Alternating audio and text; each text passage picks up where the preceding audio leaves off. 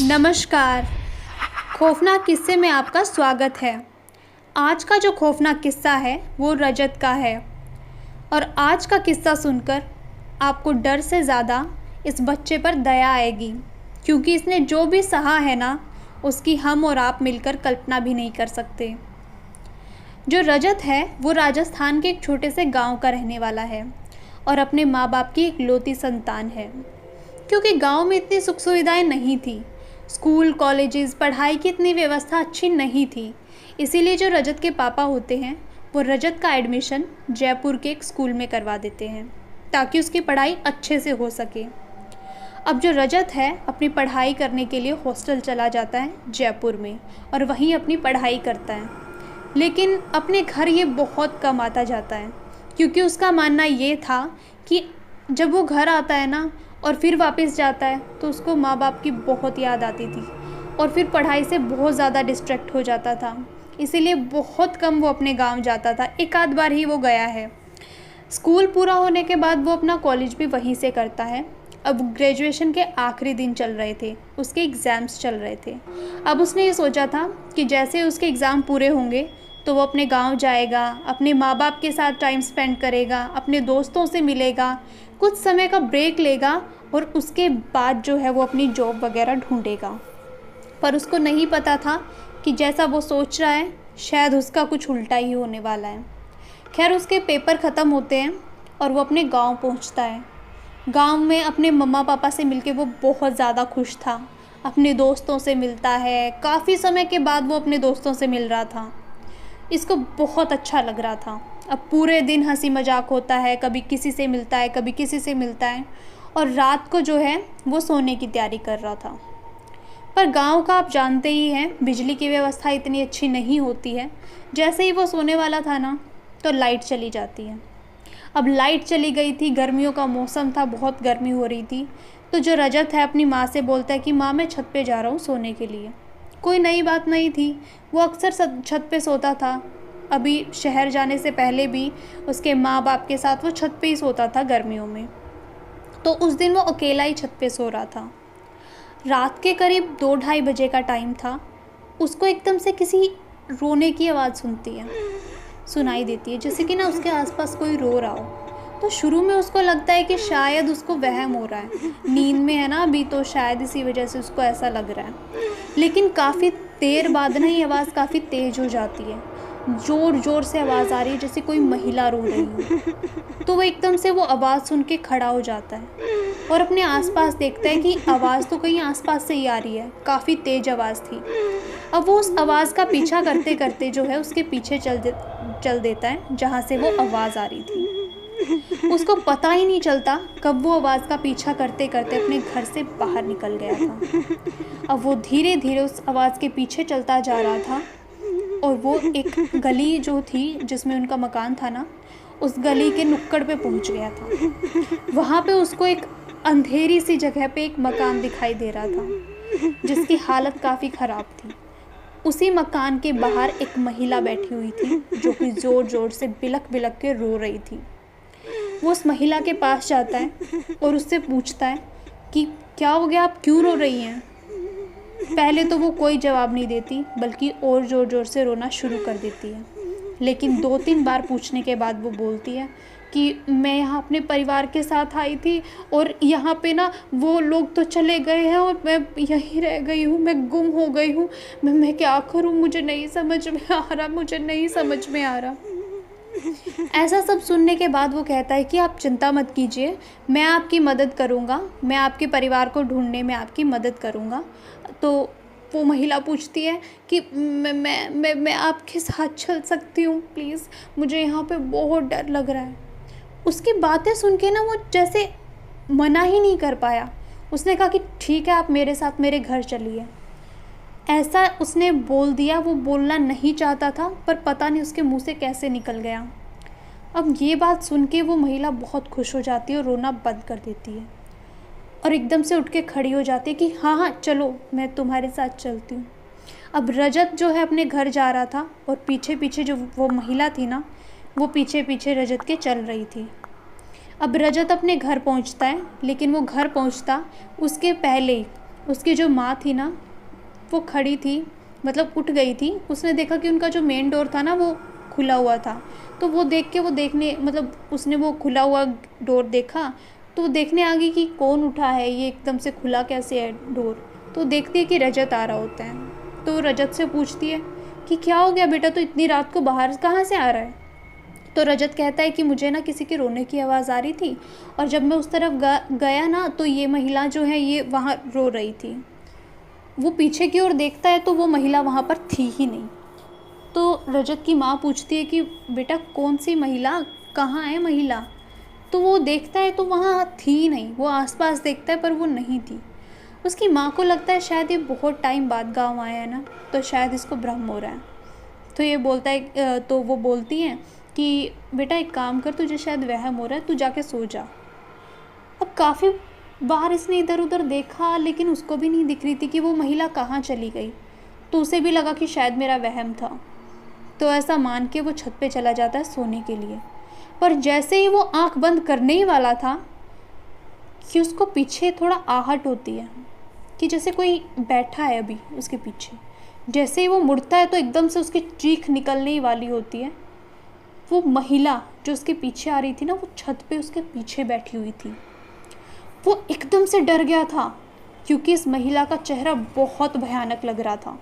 वहाँ पे उस मकान के सामने जब उसने उस महिला को देखा था ना, रजत ने, तो वो इतनी भयानक नहीं लग रही थी, पर अब ये बहुत ज़्यादा भयानक लग रही थी। वो एकदम डर गया था, उसकी आवाज़ कांप रही थी। कहता है, आप यहाँ पे कैसे आ रहे हो, आप एकदम से यहाँ पे कैसे। वो नीचे में देख रहा था तो वहाँ तो आपने नज़र आ रही थी एकदम से। वो वहाँ से भागना चाहता था, लेकिन उस महिला ने कहा कि अगर तुम यहाँ से गए तो मैं तुम्हें मार डालूँगी। अब वो महिला रजत को डरा रही थी, लगातार उसको डरा रही थी, और रजत की इतनी हिम्मत नहीं हो रही थी कि वो यहाँ से चला जाए। अब जैसे तैसे करके वो रात बीत जाती है, लेकिन रजत का डर अभी भी बना हुआ था।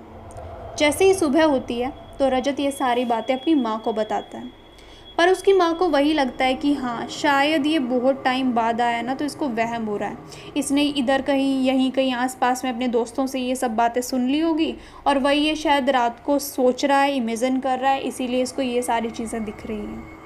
कोई इसकी बात को सीरियसली नहीं ले रहा था। उसने ये बात अपने दोस्तों से भी शेयर की थी, पर वो भी इसकी बात का मजाक उड़ा रहे थे कि ऐसा थोड़ी ना होता है कि पहले गायब हो गई थी फिर एकदम से दिखने लग गई। कोई भी इसकी बात नहीं मान रहा था। अब ये जो डर का सिलसिला था ये हर रोज़ चल रहा था। हर रोज़ उसको डर लग रहा था। वो महिला उसको दिख रही थी और बहुत ज़्यादा भयानक था उसके लिए सब कुछ सहन करना। अब काफ़ी दिन बीत चुके थे। उसकी ऐसी हालत देख के जो रजत के पापा थे वो डॉक्टर को बुलाते हैं ताकि इसका चेकअप कराया जाए कि इसको क्या समस्या है, पता लगाया जा सके। पर जब डॉक्टर आता है तो रजत डॉक्टर को भी सेम बात कहता है कि मुझे वो महिला दिखती है, उससे डर लगता है, वो मुझे डराती है। तो वो सारी चीज़ें बताता है। अब उसकी बातें सुन के डॉक्टर को समझ जाता है कि शायद इसके ऊपर कोई ऊपरी हवा है। तो वो रजत के पापा को बोलते हैं कि इसके ऊपर डॉक्टरी जो दवाई है ना वो असर नहीं करेगी, आपको ये किसी पंडित, किसी भगत जी या किसी तांत्रिक के पास इसको लेके जाना चाहिए, तभी शायद इसका जो है इलाज हो सकता है। वो एक तांत्रिक का नंबर भी इनको देते हैं, उसका पता उसको बताते हैं कि आप इसके पास एक बार जाके मिलिए तो शायद ये बच्चा ठीक हो जाए। तो इतना सुनने के बाद जो रजत के पापा है ना, वो रजत को लेके उस तांत्रिक जी के पास जाते हैं।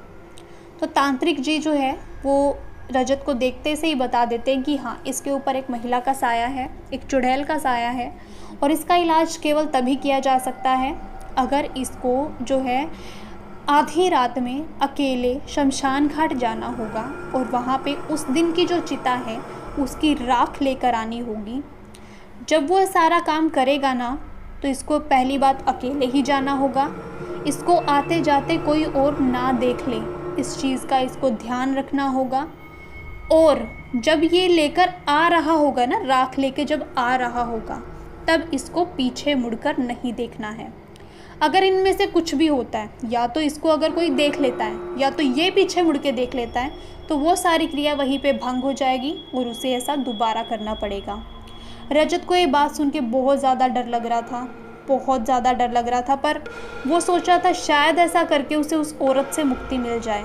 शायद वो औरत जो है उसको इतना डरा रही है, वो शायद ना डरा पाए, इसीलिए बहुत ज़्यादा हिम्मत करके वो आधी रात को जो है शमशान घाट जाने के लिए तैयार हो जाता है। वो लेकर आ ही रहा होता है, वहाँ से जो चिता की वो थी, राख थी ना, वो लेके आ रहा होता है। उसे ऐसा लगता है जैसे पीछे से उसकी माँ ने उसको आवाज़ दी हो। वो मुड़ के देख लेता है और उसकी जो क्रिया थी ना वो वहीं पे भंग हो जाती है और वो सक्सेसफुल नहीं हो पाती। अब वो 2-3 बार ट्राई करता है, लेकिन कभी किसी की आवाज़ उसको आती है, कभी लगता है उसके किसी दोस्त ने पीछे से आवाज़ दी और वो जो क्रिया थी ना उसकी भंग हो जाती है। अब वो बार बार ट्राई कर रहा था, तो एक दिन गांव वाले उनको देख लेते हैं। जब गांव वाले ये सब कुछ देख लेते हैं तो वे रजत के पापा से बात करते हैं कि तुम तांत्रिक के कहने पे इस बच्चे को आधी रात को शमशान घाट भेज रहे हो, ये सब कुछ करवा रहे हो, ये काफ़ी ख़तरनाक हो सकता है। अगर इस चीज़ से परमानेंट तुम्हें छुटकारा चाहिए ना, मुक्ति चाहिए, तो इसे बालाजी के दरबार में लेकर जाओ, क्योंकि बालाजी के दरबार में ले जाकर ही सभी के जो है संकट कटते हैं। शायद इसके संकट भी वहीं पर कट सकते हैं। अगर इसके साथ कोई भी दिक्कत है तो वहीं इनका निपटारा हो सकता है। ऐसा सुन के जो रजत के पापा जी थे वो रजत को बालाजी लेकर जाते हैं। पहली बात तो ये, बालाजी ले जाते हुए इतनी परेशानी हुई है ना, कभी इनकी गाड़ी रुक जाती थी, कभी रजत जो है आउट ऑफ कंट्रोल हो जाता था, हाथ छुड़ा के एकदम भागने की कोशिश करता, चिल्लाता, रोता, पीटता, बहुत कुछ हुआ इस दौरान रजत के साथ में। लेकिन जैसे तैसे करके इसको बालाजी लेकर जाया गया। जैसे ही बालाजी लेकर जाया गया, वहाँ पे जो भी उनका अनुष्ठान था, पूजा पाठ था, वो काफ़ी देर चली और वहाँ के जो पंडित जी थे उन्होंने बताया कि इसके ऊपर एक चुड़ैल का साया था, साथ ही साथ इसके ऊपर 6 और प्रेत थे। वो जो 6 प्रेत थे ना, वो शायद इस वजह से थे कि जब भी इसने क्रिया करने का वो ट्राई किया था ना, वो शमशान घाट में जाने का, वो क्रिया इसकी भंग हो जाती थी और कोई ना कोई आत्मा इसके पीछे आ जाती थी। उन पंडित जियों ने बताया कि अगर ये सही टाइम पर आज यहाँ नहीं आता तो इसकी जान को बहुत ज़्यादा खतरा था। ये प्रेत कभी भी इसको नुकसान पहुँचा सकते थे और अपने साथ लेकर जा सकते थे। खैर, बालाजी के दरबार में रजत के जो भी संकट थे वो सारे कट गए। सब जो आत्माएं थी उनको वहाँ पे मुक्ति दिलाई गई। अब ये बिल्कुल ठीक ठाक होके अपने घर आया। उस इंसिडेंट को ना ये चाहकर भी नहीं भुला पाया। जो सब कुछ उसने झेला ना, वो सब नहीं भुला पाया। अब कुछ दिन वो यहाँ गांव में रहा अपने माँ बाप के साथ और फिर उसने बाहर ही जो है जॉब ढूंढ ली और वहीं पे सेटल हो गया। आज के टाइम पे ये जो है दिल्ली में सेटल है, वहीं पे जॉब करता है। और इसके गांव छोड़ने के बाद कुछ टाइम बाद जो है रजत के जो माँ बाप थे वो भी रजत के साथ ही दिल्ली शिफ्ट हो गए थे। तो आज के टाइम पे रजत अपने माँ बाप के साथ दिल्ली ही रहता है। आपको ये खौफनाक किस्सा कैसा लगा हमें लिखकर कमेंट में ज़रूर बताइएगा। आपके कमेंट का हमें बेसब्री से इंतज़ार रहेगा। अगर आपको ये किस्सा अच्छा लगा हो तो इसे लाइक कीजिएगा, अपने फ्रेंड्स और फैमिली मेम्बर्स के साथ शेयर कीजिएगा और प्लीज़ प्लीज़ प्लीज़ चैनल को सब्सक्राइब कीजिएगा। सब्सक्राइब करना ना भूलिएगा, हमारा सपोर्ट कीजिएगा और सब्सक्राइब करने के बाद में बेल आइकन ज़रूर दबाइएगा ताकि जब भी हम कोई नया किस्सा लेकर आएँ तो उसका नोटिफिकेशन आपके पास सबसे पहले पहुँचे। धन्यवाद।